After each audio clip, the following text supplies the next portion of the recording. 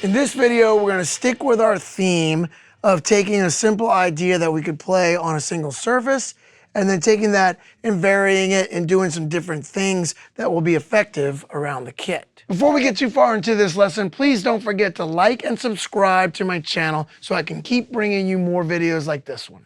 So we're going to take a very straightforward accent pattern, which is just 2 accents in a row followed by a non-accented note. So the sticking on this is just going to be right, left, right, left, right, left, right, left. So that means when we accent, we're going to accent right, left, and then an unaccented note will be played with the right, and then you accent left, right. And this is going to continue throughout this cycle. I've been getting a lot of questions lately about playing stuff over the bar line.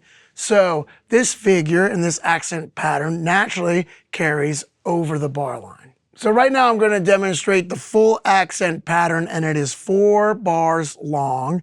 But what's so cool about this is that you could take any one bar of it and use it as a fill, or you could extend it over the bar line and play it as a 2 or 3 or 4 bar phrase and use it maybe in a very long fill or in a solo context. What I'm going to do is keep 1/8 notes on the hi-hat. I'm going to play quarter notes on the bass drum so you can hear the beginning of each bar, and then you can start to hear how this is carrying over the bar line.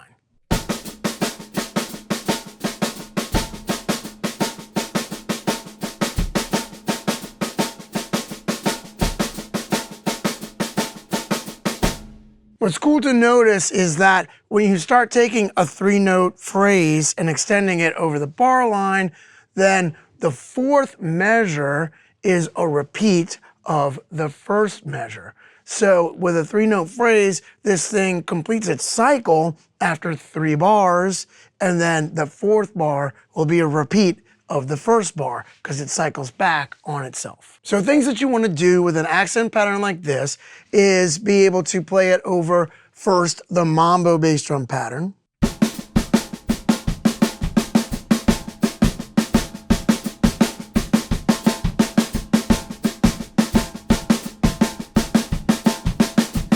Then you want to be able to play it over the bossa nova or samba bass drum pattern.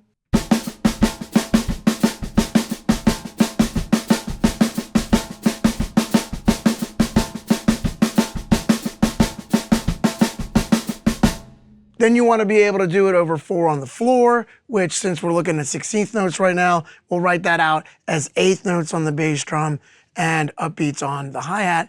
But if you were playing this in a swinging out or jazz context, then you would think of these notes on the snare drum as 1/8 notes, and then think of the bass drum as quarter notes.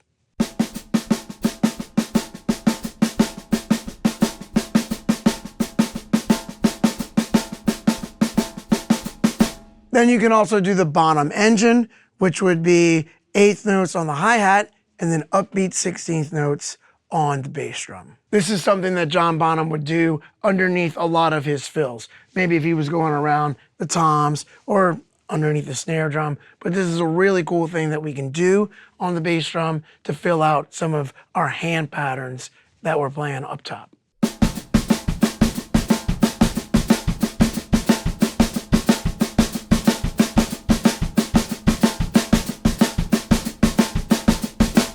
One of the things that I like to do is also maybe play the bass drum on the accent. So you can play this on the 1st accent.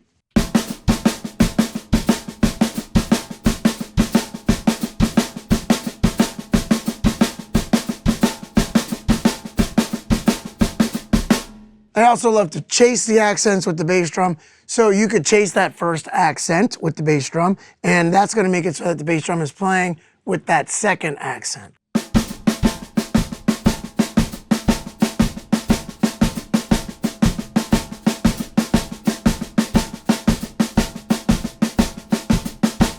With a figure like this that has 2 accents, you could chase that 2nd accent, which would make it so that you're playing a bass drum on the unaccented notes.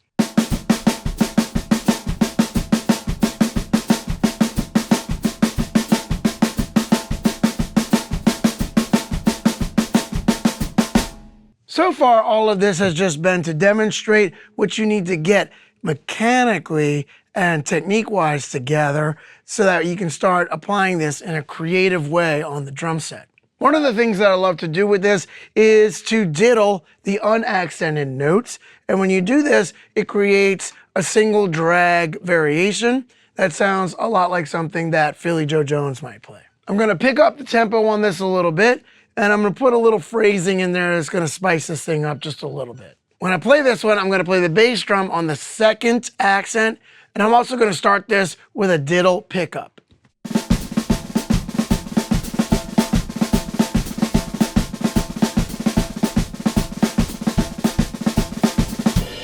What's cool about this is that we could use this in a funk context or a swinging out context. So what I'll do is I'll play 2 bars of funk, and then I will play the first 2 bars of this on the snare, and then I'll play 2 bars swinging out, and then I'll play 2 bars of this in a swing context.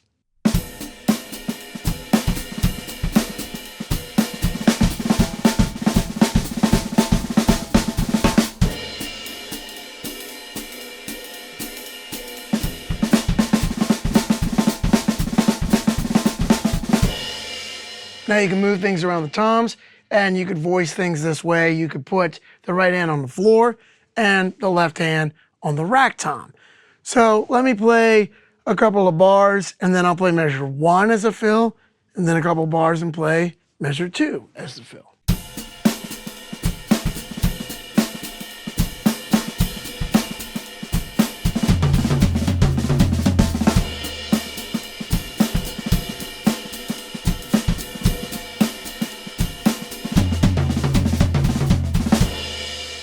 You could also play this with brushes, and it starts to sound really cool.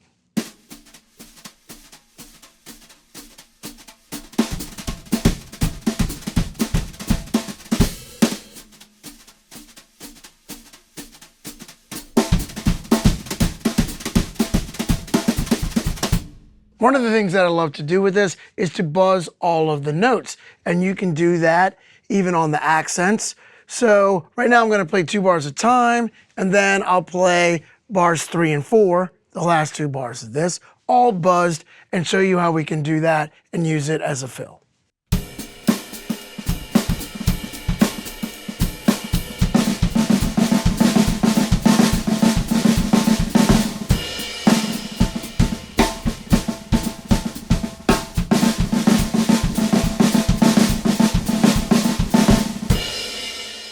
And if you're familiar with my playing at all, you'll hear that that's something that sounds very in line with what I do a lot. And that's just taking a very simple accent structure and getting creative with it and buzzing all those notes. And then, sometimes I'll start it in different places, and sometimes I'll carry that across the bar line. So one of the things you could do is maybe start on measure 2 and carry that across the bar line.